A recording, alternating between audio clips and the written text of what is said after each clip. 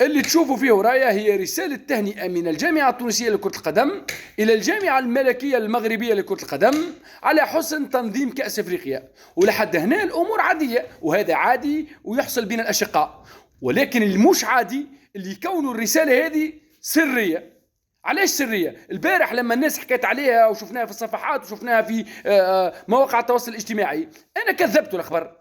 مشيت نلوج على صفحات الجامعة، مش موجودة على موقع الجامعة التونسية، مش موجودة على موقع الجامعة الملكية المغربية، مش موجودة إلا في الصفحات وفي بعض الإعلاميين المغاربة خرجها الإعلام المغربي. أنا ما فهمتش علاش الرسالة سرية للدرجة هذه. احنا عندنا مشكل مع الغموض هذا في الجامعة التونسية. علاش ما تكونش واضح؟ شكون المسؤول على الإعلام في الجامعة التونسية لكرة القدم؟ علاش ما هبطوهاش على الصفحة كما تهبطوا أي بلاغ وأي إعلان وأي تهنئة؟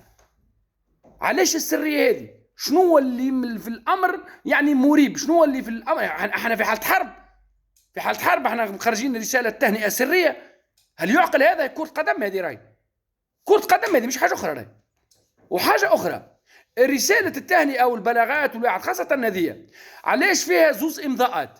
نورمالمون التهنئة واللي يخرج من الجامعة توصيل كرة قدم للمنتخبات الأخرى وللجامعات الأخرى يخرج بإمضاء رئيس الجامعة فقط.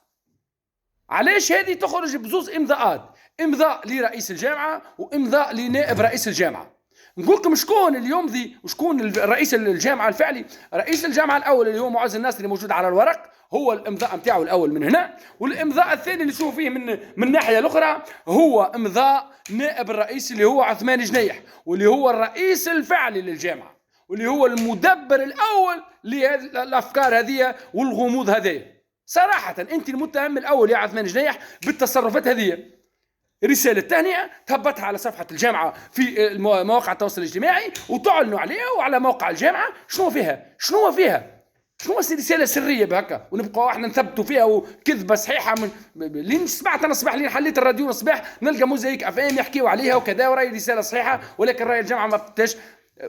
وفما امر مريب على فكره وراء الشيء هذا. علاش خاطر في الراديو قال له تعرف انت علاش الموضوع هذا؟ قال له نعرف، ما نجمش نحكيه. معناتها شنو هذا؟ نبقاو احنا نسمعوا في المذيعين وفي الواحد كل واحد عنده اسرار وكل واحد عنده تكمبينه وكل واحد عنده سر. هذه رساله تهنئه عاديه وتحصل عادي جدا، يعني تهبطها في المواقع وفي الصفحات نتاعك، شوفها للعلن الكل. شنو تبعث رساله سريه بتاع تهنئه للجامعه الملكيه المغربيه؟ مش معقول، والله مش معقول، والله يا عثمان جنيح اللي قاعد يصير مش معقول. شكون مسؤول على الاعلام في الجامعه؟ مانيش عارف شكون. يرحم والديكم، استجيبوا للاوامر هذه، استجيبوا، لخاطر اشياء تضحك واشياء تحشم وتضحك. اي شيء تو تحب معناتها عباره انا مش نبعث رساله ولكن حاشم منها. انا حسيتك مش تبعث ميساج وحاشم منه.